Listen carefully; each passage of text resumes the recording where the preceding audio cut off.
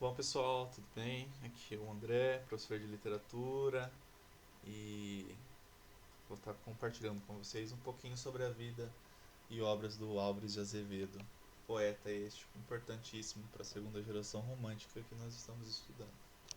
Bom, um pouquinho sobre a vida do Álvares de Azevedo. Ele nasceu em São Paulo em 1831, filho de uma família burguesa, ou seja, ele possuía muitos bens, dinheiro. Só que ele era muito distante da figura paterna, ou seja, o pai dele era uma pessoa extremamente agressiva, que violentava a mãe, e ele sempre desprezou esse tipo de atitude. E em contrapartida, ele era muito ligado às figuras da mãe e à de sua irmã. Fato a mencionar que ele era o único filho homem.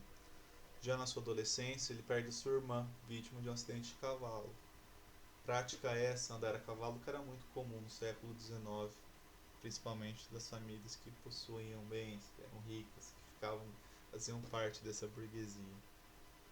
Bom, após a morte de sua irmã, ele entra em uma depressão profunda, perde a perspectiva de viver, e o seu pai, em uma tentativa de reaproximação com o filho, pois ele era o único herdeiro do sobrenome Azevedo, e ele pergunta ao seu filho se ele tem algum sonho, e ele menciona que ele tem um sonho de estudar direito no Largo São Francisco, em São Paulo. Pois bem, ao realizar o sonho, o pai pergunta ao seu filho onde ele gostaria de morar. E ele traz essa figura do porão gótico, que é extremamente sombria, é um lugar úmido. Imaginem velas, imaginem um crânio em uma mesa, canetas de tinta e pena, em que ele escrevia um lugar sombrio a maior parte de suas obras que ele conseguiu produzir neste porão, que era o lugar ideal para ele.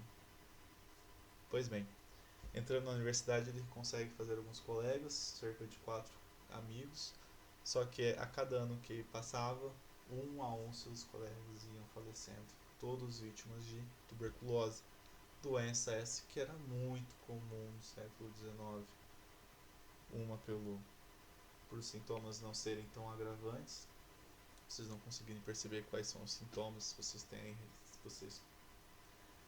é, devem realizar exames médicos para perceber se vocês estão com a bactéria ou não. E na época a medicina estava tendo início ainda na medicina. Não sabia nem o que era vacina, para vocês terem ideia. Pois bem, então passaram-se 4 anos. Em seu último ano de direito, o último colega faleceu e ele aceita o seu destino, né? E se entrega à morte, sabendo que o próximo que a morte visitaria seria o próprio Álvares de Azevedo.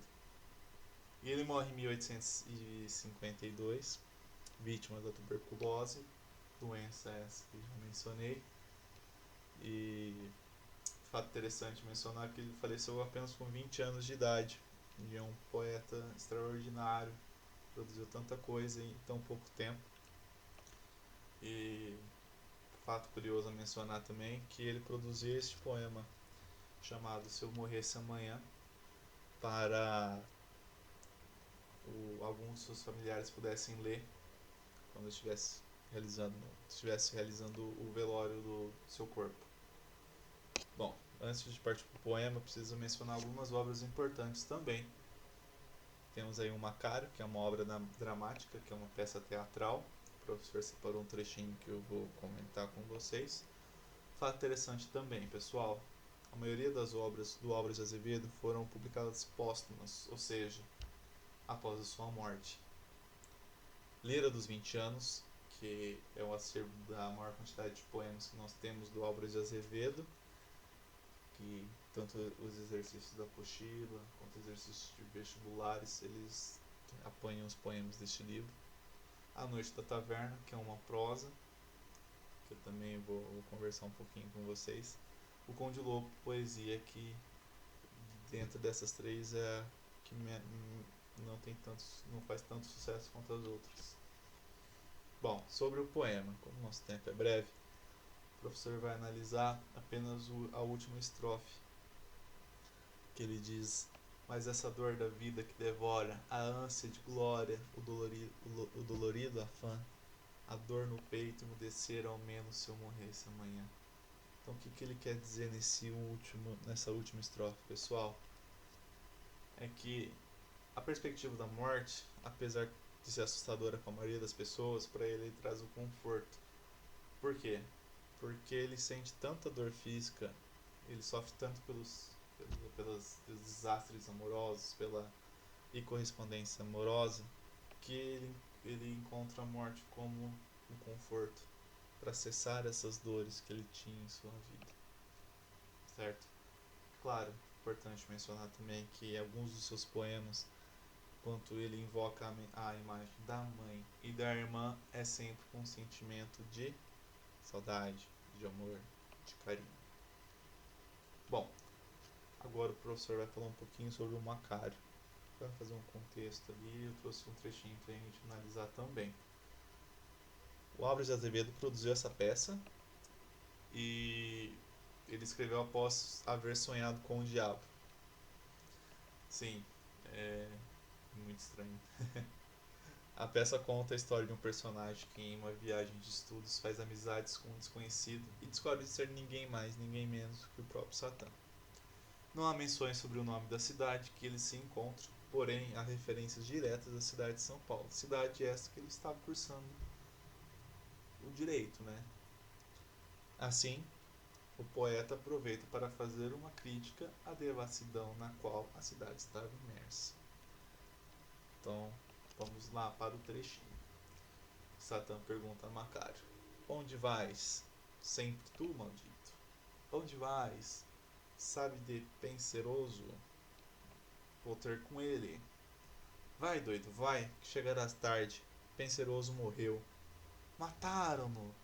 Matou-se. Bem, vem comigo. Vai-te. És uma criança. Ainda não saboreastes a vida e já gravitas para a morte. Vai-te, maldito.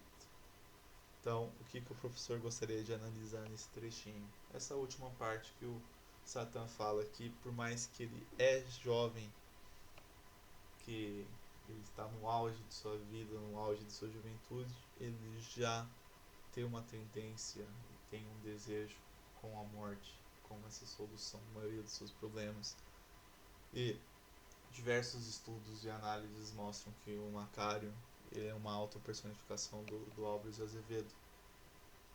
Bom, e além de mencionar que o fato misterioso, sombrio e bem obscuro é essa figura do Satã, né? Como se fosse um colega, uma companhia para Macário, que é essa autopersonificação do autor. Bom, além do Macário, o Álvares de Azevedo também escreveu um romance chamado Noite na Taverna, que foi publicado após a sua morte em 1855, que é uma narrativa composta por 5 histórias paralelas sobre 5 homens que relatavam em um bar histórias de terror vivenciadas pelos mesmos. Aí já tem uma influência diretamente pelos contos do Lord Byron, do romance de Goethe, que são todos romances góticos que vêm aquele pensamento do terror, um romance de cavalaria, do ambiente sombrio e por aí vai. Quem são esses 5 homens? Soffieri, Bertrand, Genaro, Claudius Hermann e Johann. Os nomes são claramente europeus e fazem referência aos romances românticos produzidos naquele continente, especialmente os italianos e os alemães, bem como a sua temática macabra, inspirada nos romances góticos, como o professor mencionou. Então, qual que vai ser a atividade de vocês, pessoal? O professor separou um trecho de um desses 5 relatos da Noite da Taverna. Eu gostaria que vocês produzissem um texto após a leitura, como se fosse uma breve análise, abordando as temáticas que eram comum dessa segunda geração romântica e o que vocês aprenderam agora do Álvares de Azevedo, e conseguir elencar essas características que eu apresentei agora aqui nas nossas aulas e realizar esse texto de 15 linhas, no mínimo. Acredito que vocês tenham capacidade e já vai ser uma boa forma de estudo também para a prova. Certo? Pessoal, muito obrigado aí pela atenção, um forte abraço e até a próxima.